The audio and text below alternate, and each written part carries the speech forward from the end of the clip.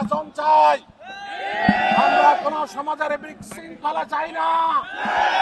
কিন্তু কারা যদি আমাদের সাথে বিশৃঙ্খলা করতে আসে আমরা ছাড় দিব না। জামাত শিবিরকে এত নরম ভাবার কোনো সুযোগ নেই। এই দেশের মানুষ আগামীতে জামাতকে ক্ষমতায় দেখতে চায়।